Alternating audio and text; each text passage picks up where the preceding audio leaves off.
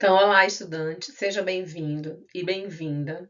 Essa primeira aula da disciplina de docência no século XXI, que está sendo oferecido pelo curso de especialização de tecnologias digitais aplicadas à educação, que é um curso do IFSERTAM PE, na modalidade EAD. Eu sou a professora Daniele Martins e eu vou ministrar essas aulas, dessa disciplina, vou ficar aí com vocês ao longo desse período. Nessa aula de hoje, nós vamos conversar um pouco sobre os desafios da didática, da docência, da escola diante dessa sociedade que está em constante mudança e evolução, principalmente com o advento das tecnologias nos espaços escolares. Então, a tecnologia chegou e está aí, digamos, invadindo o espaço escolar, né? Então, como que a gente vai lidar com tudo isso dentro dessa nova sociedade que se apresenta para a gente?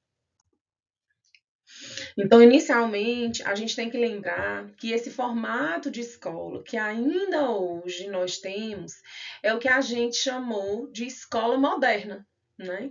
Ela surge a partir do século XVI, com a Reforma Protestante e a Contra-Reforma Católica, quando aparecem os primeiros colégios religiosos. Lembra lá da vinda dos jesuítas, que eles criaram as escolas? Então, ali eles tinham o objetivo de proporcionar a cultura letrada às populações.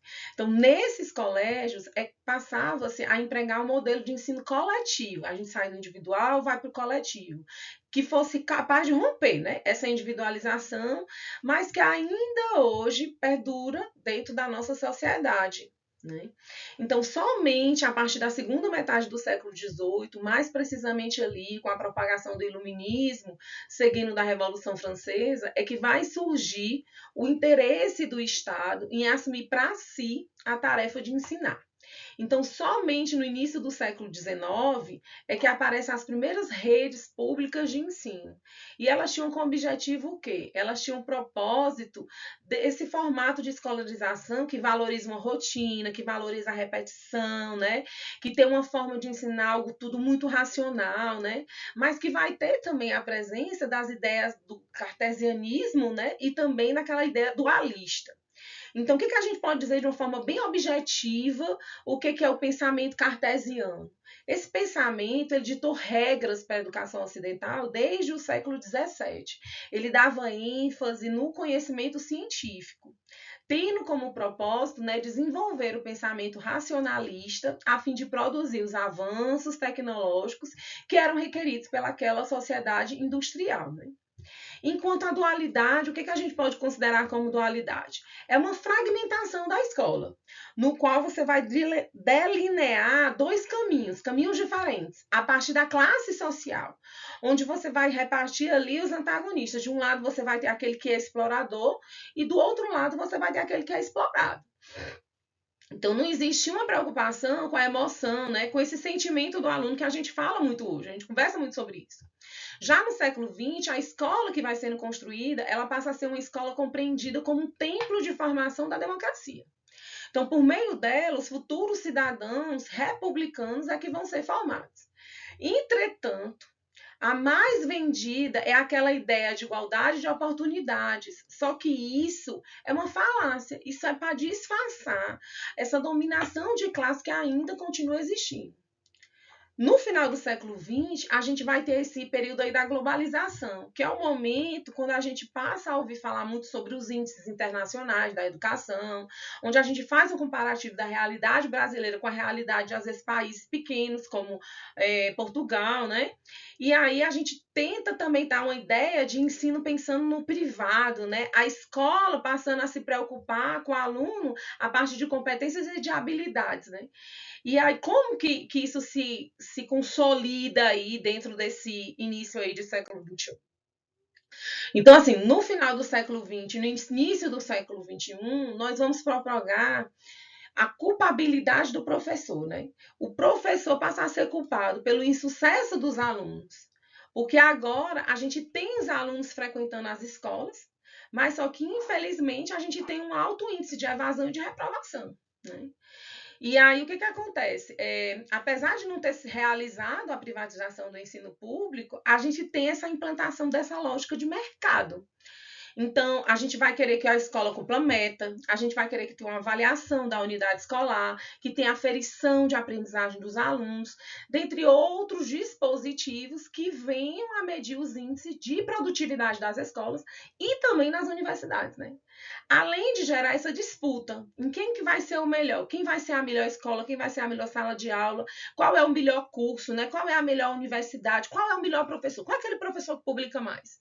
Então, os professores, eles passam a ter tantas atribuições que muitas vezes eles nem conseguem refletir sobre esse processo. E eles acabam permanecendo assim em silêncio, né? Opacos assim. Então, nós podemos dizer que a escola, a educação que chega na contemporaneidade, ela é uma escola permeada por tentativas de mudanças. Algumas funcionaram, outras não funcionaram, não foram implantadas ou foram parcialmente implantadas. Contudo, chegou-se a um consenso de que não tem como pensar em educação sem pensar no contexto político que se apresenta na sociedade. Por isso, tem-se que compreender a educação como um projeto público da modernidade. Ela é escrita na política, ela depende do governo que a gente vai ter. Tanto esse governo ele pode ter ações positivas, como ele pode ter ações negativas dentro da escola, mas a gente precisa de uma continuidade de uma política pública. Lembre aí da questão da educação, como falava Paulo Freire, né? Então, outra situação que a gente também tem que considerar, que a gente venciou nos últimos anos, né? A questão da pandemia do Covid. Ela mexeu com toda essa estrutura de escola, não só do Brasil, mas no mundo todo, né? Então, a gente viu alunos de diversas faixas etárias tendo aula de forma remota. A minha filha teve aula de forma remota, né? Uma criança de 4 anos com aula remota. Então, como essa preocupação que a gente tem com a população mais carente, como foi que essa população mais carente vivenciou esse processo educacional nesses anos de pandemia? Será que ela teve acesso?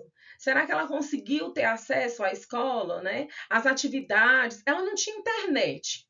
Eram impressas as atividades, como era que funcionava isso dentro da pandemia? Então, isso teve um impacto muito grande dentro da educação. E aí, a gente viu que a tecnologia com o Covid, ela de fato adentrou dentro da escola, né?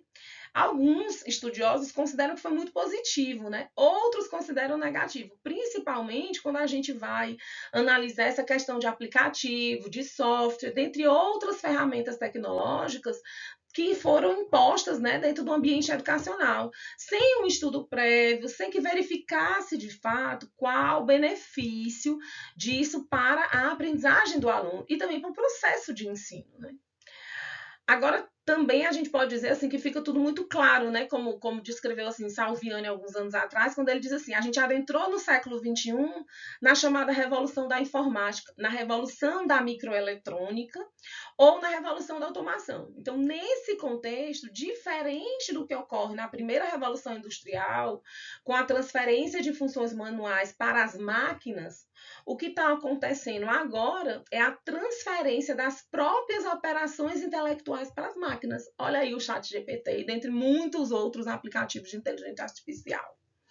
Daí a expressão metamorfórica, onde a gente nomeia essa época como a era das máquinas inteligentes, né? Então, essa sociedade, ela quer uma escola, mas que escola? Uma escola que desenvolva ao máximo as potencialidades do indivíduo. Então, a gente tem que compreender que a escola atual não é mais aquela escola lá do século XIX, mas ela também não é a escola adequada às necessidades do século XXI. Mesmo com a inserção de várias tecnologias no ambiente educacional, a gente ainda não conseguiu encontrar essa escola que está sendo necessária para a sociedade. E aí, diante de todo esse contexto histórico aí, o que, que a gente tem que pensar? Nessa visão política, nessa visão social, como é que isso vai impactar diretamente a escola, né? Então, como é que vai ser essa escola? Como é que vai ser esse aluno? Como é que vai ser esse professor? Então, a princípio, a escola, de acordo com Prensky, a escola deve ser o lugar onde se fazem projetos, onde as crianças têm a oportunidade de partilhar as ideias, com os seus colegas, né? Onde elas vão poder fazer perguntas interessantes ou não, onde elas vão ser ouvidas, onde elas vão ser respeitadas, né? É pensar em uma escola que contemple, que viabilize o quê? A questionar, a criar, a ter hipóteses, a experimentar, a descobrir, né? A comparar. Então, a escola, ela deve possibilitar que o aluno, a partir do contexto em que ele está inserido, ele consiga aprender, ele saiba trabalhar a informação, ele consiga adaptar-se criativamente à velocidade dessas mudanças. E ele também consiga se reconstruir, se reestruturar, se reescrever de um modo consciente, mas também sistematizado, né? Olha lá o algoritmo, né, que tem um passo a passo ali. Ele tem que conseguir fazer isso. Então, quando o aluno ele vivencia tal realidade, é que ele vai se tornar autônomo, é que ele vai criar os critérios, né, para ele se sentir, para ele agir, para ele fortalecer essa individualidade dele, mas também essa liberdade e essa responsabilidade que ele passa a ter, né? E aí, por fim, a gente vai ter o professor, né? O professor ele vai ser aquele profissional que está ali no dia a dia lidando com esse aluno que essa sociedade almeja, né? É indiscutível a gente pensar numa formação de professor, uma formação inicial, mas também uma formação continuada, né? Uma formação que vai possibilitar ele ser ativo, ele pensar, ele saber fazer, ele saber dizer, ele saber fazer e dizer, ele saber fazer, ele querer fazer e ele saber fazer. Só que, ao mesmo tempo, é injusto a gente falar de formação de professor sem refletir, sem debater, sem discutir que esse mesmo docente, a gente quer que ele faça uma aprendizagem personalizada do aluno quando ele tem turmas com mais de 25 alunos, né? Quando esse professor, ele não tem um único emprego. Às vezes ele tem mais de um emprego para ele conseguir manter a família e se manter também, né? Ter também os momentos de lazer dele. Então, encontrar o casamento de todas essas demandas é o que a gente considera como o grande desafio dessa educação, né? Que a escola vivencia com essa sociedade da tecnologia, né? Com nesse início, assim, digamos assim, de século XXI ainda.